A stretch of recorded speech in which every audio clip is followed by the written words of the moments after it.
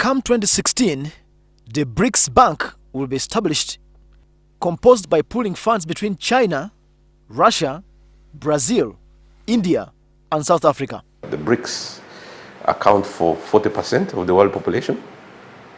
They account for 20% of global economic output. That is quite significant, and it makes them a very strong bloc. In terms of the structure of the bank, I mean, 50 billion is the seed capital that has been outlined or put forward.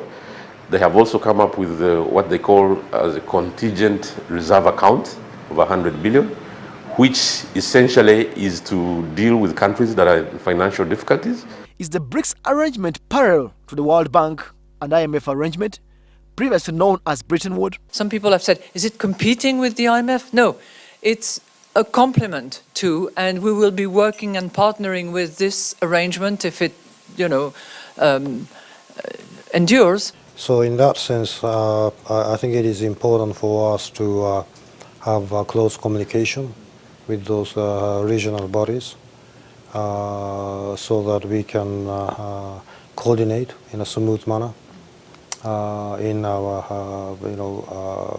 operations. So right from the start, the IMF is downplaying suggestions that BRICS is a competitor. In terms of influence, the IMF voting powers of the 188 countries is too dominated by the likes of the United States, and for some, BRICS should help hasten reforms in the IMF.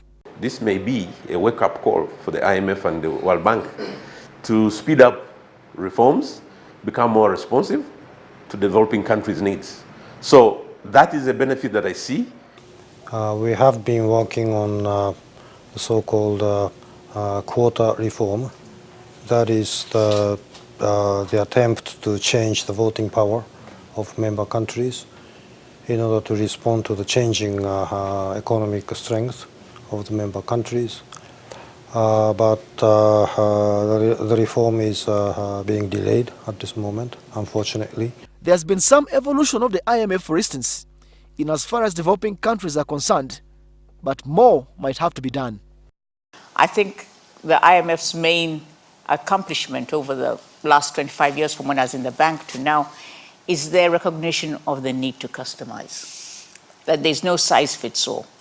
That every single country has a different package, a different weighting of needs. Countries will have a choice to choose between where to go with respect to the different programs, with respect to the friendliness, quick, efficient implementation structures that will come along.